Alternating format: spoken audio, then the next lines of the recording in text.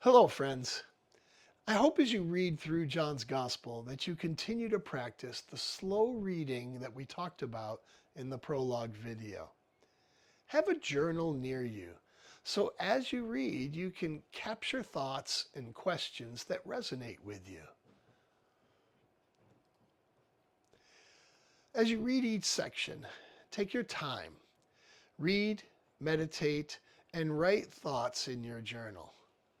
Do this at least 3 times before you watch the video devotion or listen to the Sunday morning sermon. Now, in today's video, we're going to talk about John chapter 2, verses 13 through 22.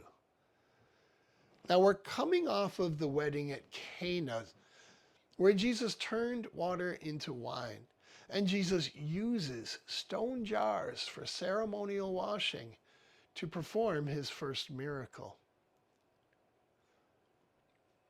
Ceremonial washing at this time symbolized spiritual purity, cleansing from sin, a necessary preparation to approach God. And John tells us that these are the jars that Jesus uses.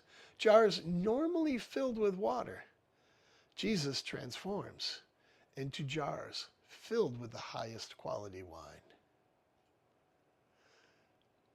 With this miracle, the reputation of the bride and the groom is saved. However, there is more to this miracle than meets the eye. This miracle signifies a coming change to the way that people will be cleansed from sin. This changes how we approach God. Now, a few days later, Jesus heads to Jerusalem for the Passover celebration. He stops at the temple and he finds merchants are taking advantage of the Passover crowd, selling their products and commercializing worship. And this narrative should resonate with us today.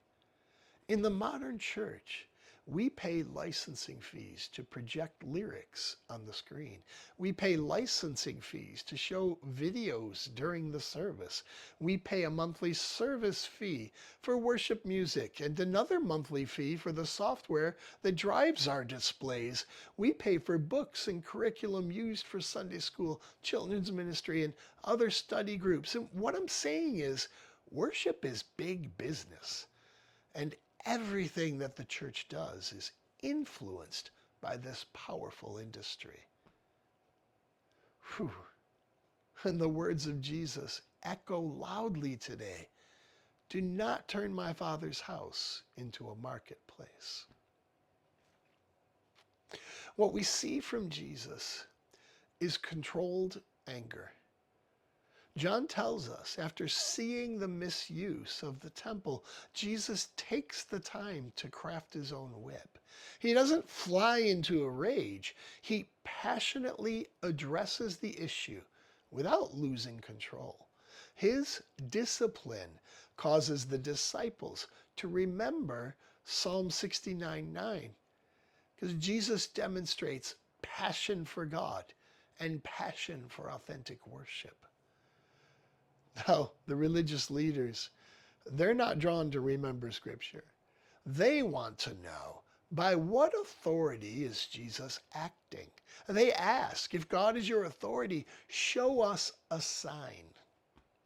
I want to pause for a second and ask, have you ever asked God for a sign? I think that some people ask for a sign when they genuinely need clarity, when they are uncertain. They seek God's confirmation in order to know that a choice they are making is the right choice. At other times, however, seeking a sign is a way of validating our pre-existing desire. We want to justify a choice that in reality we've already made. And when we are in that place, we can see a sign in just about anything that happens. Now, in this case, the Jewish leaders are allowing the commercial activity in the temple to take place. In part, It is a practical necessity. If you are a traveler worshiping in Jerusalem, you can purchase an unblemished animal at the temple rather than trying to bring one all the way from your home. However, the system becomes corrupt when merchants start inflating the prices, taking advantage of those who are traveling from afar who don't have an unblemished animal. It's also likely that the priests and the temple officials received a cut of the profits from these merchants, perhaps even justifying the practice in the form of renting the space to sell their product.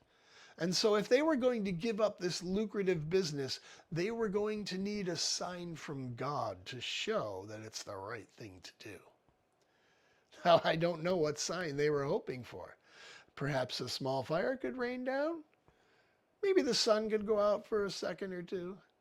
I don't know what they were expecting. And I wonder what sign would have been enough for them. And so when Jesus says, destroy this temple and in 3 days I will raise it up, I'm quite certain that they were very confused. As a matter of fact, John tells us that the leaders were thinking that Jesus was talking about the actual temple building itself. But Jesus was referring to his own body.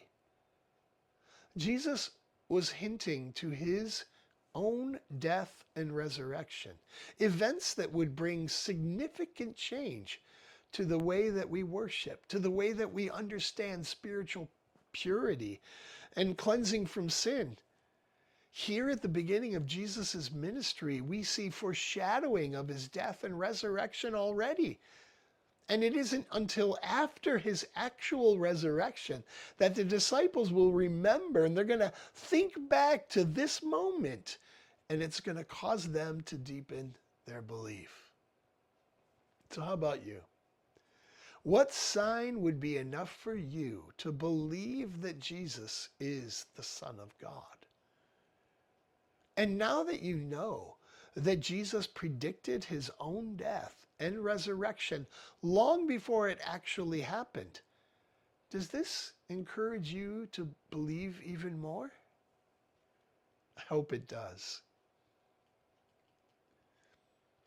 Be encouraged and go in peace.